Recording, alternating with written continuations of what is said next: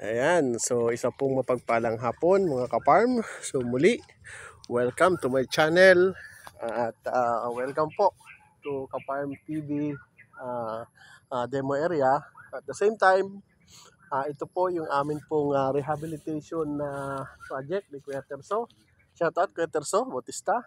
Siya po ang caretaker dito. At the same time, siya rin po yung akin pong master sprayman. So ilang buwan na nating alaga ito Kuya Terso? 5? Lima? Hindi lang. Mula sa pagpaklo, Lahat. sa pag-abono. Na isang taon may higit. Ayan. So, basta kasi po ito, para lang po sa mga hindi nakakaalam. Mula po nung mag-harvest kami dito ay nag-recommend po ako ng rehab kasi nga po ito po ay 35 years na walang abono. Wala. 35 years na walang abono. Kaya sabi ko po, mas magiging maganda yung production natin sa susunod kung marirehab po natin yung ating pong area. So, ngayon, ito na po yung atin pong rehabilitation with production dito po sa Vergara Mango Farm. So shout out kay Boss Antonio Vergara at syempre kay Boss Kenny at syempre sa kanyang pamilya. So ayan. So ito po yung atin pong farm rehabilitation project demo. Ayan. So papakita po namin sa inyo ng Kuya Terso na ito po at maganda naman po yung naging resulta. Ayan, so naghihintay na lang po tayo ng timing dito para po sa pitas. So meron na rin po tayong kausap dito na buyers. So hindi na lang po natin sirain yung ibang balot kasi protection din po yan sa fruit fly. Matindi po ang atake ng fruit fly ngayon mga ka-farm. Ayan, so ayan po. Yan po yung atin pong mga mangga. So ito po yung area natin na nirehab natin. Ulitin ko po, ito po ay rehabilitation with production. Kung hindi po ako nagkakamali, ito po ay pang-4 o pang-5 doon sa area na nirehab natin. So ayan po si Kuya Terso, siya po magpapatunay na ito po ay nirehab natin at the same time ay pinabunga natin. So ito naman po yung mga puno na nung nagsimula tayo dito ay mga bata ang dahon at sira po ang mga dahon. So yan po yung mga puno na dati ay parang mamamatay na, natutuyo na ang mga sanga. Walang abono. Yan, na after po natin na ma-treatment, ayan, hindi po kayo makakapaniwala, ayan po yung hitsura ngayon. At ang totoo po, may mga nag-voluntary pa po na bulaklak dun po sa mga puno niya at mga sanga. So, dati po, yan pong mga sanga na yan ay halos patay na. Wala po kayo makitang dahon dyan. At ang nakikita po natin ay natutuyo na yung mga sanga na yan. Pero ngayon po, makikita nyo po, ay biglang nagkaroon po ng makapal po na mga dahon sa kanya pong mga puno. Dahil po doon sa ginawa nating pag-aabono, doon po sa ginawa nating application ng foliar para sa dahon, yun pong ginawa po natin na treatment ng fungicide, insecticide, and foliar. So, ito naman po, yung puno na matured ang dahon nung tayo po ay nag-spray. So, ito po yung sinasabi ko na kung tayo po ay nagre-rehab ng isang area, ay lagi pong rehabilitation with production. Bakit po natin ito ginagawa?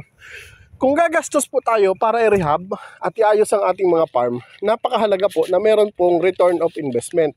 Meron pong babalik na kapital. Ayan, may konting tusok ng fruit fly kuya. Isa Yan. Meron pong, ayan po, kahit po nakabalot yan, pinapakita po natin na meron pa rin pong nakakasalisi na fruit fly. Yan. So, ito po, meron pong return of investment kung tayo po ay nasa rehabilitation with production.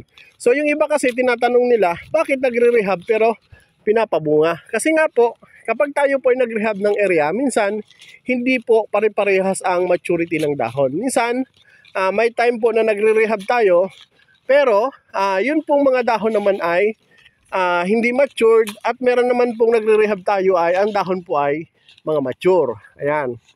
So, dito po sa sitwasyon po na ito, ayan, na pinapakita natin, pinaganda po natin yung dahon, kinondisyon po natin yung puno, at pinabunga po natin yung mga puno na may potential po na mamunga.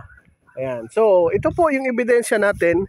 Ito pong puno na ito, ay dati po ay ganito ang hitsura. Yan, ito po. Ganito po dati ang mga hitsura niyan. Yan, halos na mamatay-matay na po siya. At ganito po ang patuloy na mangyayari kung hindi po namin ito nirehab. Ngayon po, tingnan nyo po yung ibabaw. Yan, yung tinatawag po natin na top of the tree. nagkaroon po siya ng magagandang panibagong dahon at the same time, napangalagaan po natin yung lumabas po na mga bulaklak. At yung mismong mga puno po na yan, na kung titingnan po natin dati ay namamatay na, nagkaroon po ng mga panibagong dahon, Peterso. Yan. Nagkaroon ng panibagong buhay siya at bagong sigla. Ayan. So, iikot ko po kayo dito. Ayan. Ito po. Ayan. Dati po ito ay halos mamatay na. Kita nyo naman po yung mga sanga niya. Namamatay na po talaga dahil po sa mga twig borer, anthracnose. Yan po ang nagiging dahilan yan. Pero tingnan nyo po ngayon yung mga bagong dahon. Ayan po mga ka-farm mo. Napakaganda po nung lumabas na mga bagong dahon.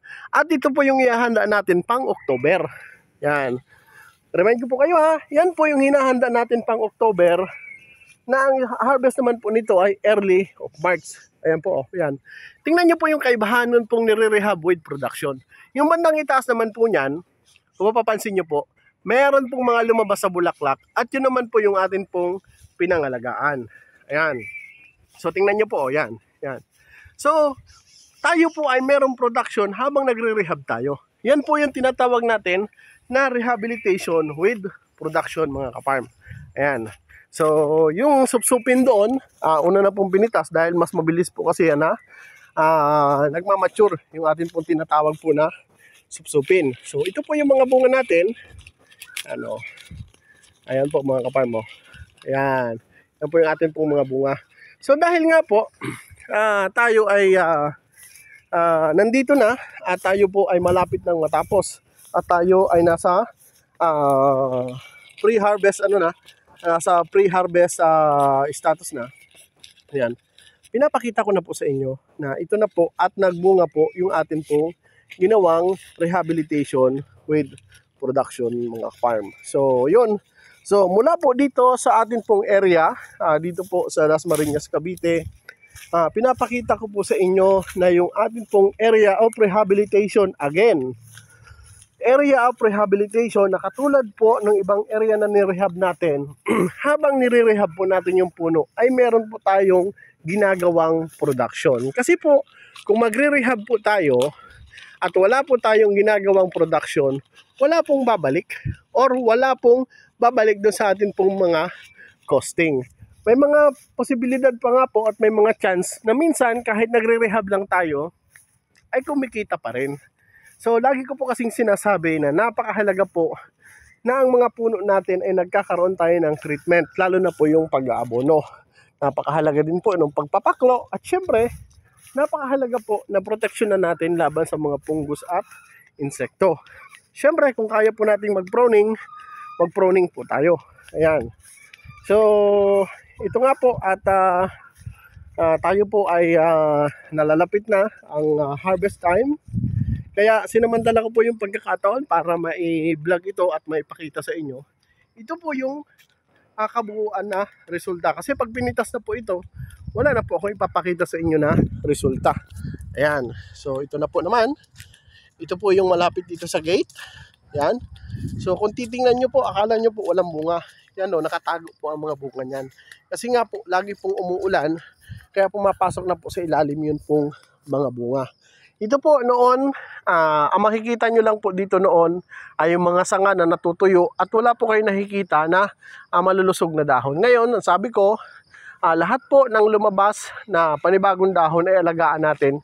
Kasi ito po yung magsisilbing panimula natin kung tayo po ay mag-i-spray ng October. At yun nga po, kami po ay nakapag-apply na ng abono dito. At dire-diretso na po yun, dire-diretso na po yun.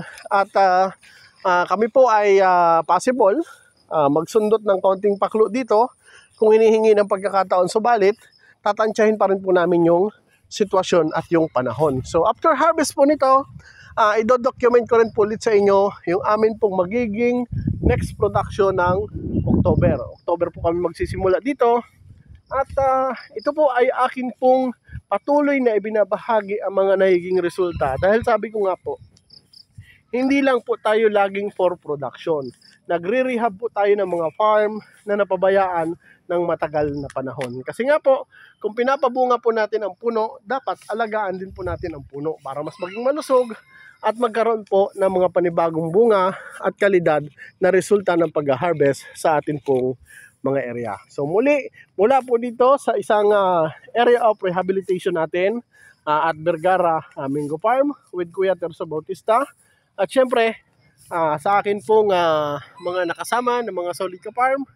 Ayan, so itong area po na ito ay hindi po nabalot lahat. Ito po yung nag-oversize na ang bunga. Kaya hindi din po nabalot lahat ito. Ayan. So shout out sa lahat po ng mga manggero at mga Solid Ka Farm natin, Luzon, Visayas, Mindanao. Medyo shaded na po yung araw, makulimlim ngayon, hindi po masyadong makita lahat. So ayan. Yan po yung mga bunga natin. Yan, nasa ilalim po yan. Yan. So kung sino man po yung maging buyers nito, ay ang masasabi ko po, ito po ay sakto sa gulang, matamis, at ito po ay isang Guimaras mango variety, mga ka-farm. So ayan, ito po yung mga sanga na animoy mamamatay na noon, sunog na din. At ito po yung area na halos nasunog na rin po ang bulaklak nito noon. Yan, ito po yung inagapan natin, mga ka-farm.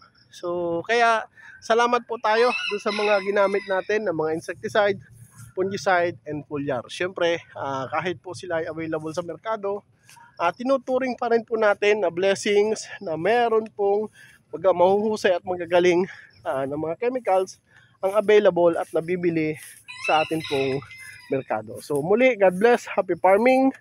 Hanggang dito lang po muna, mga ka-farm. At asahan nyo po na ito po ay i-document ko ang harvest, mga ka-farm. Muli, God bless, happy farming. I love you all.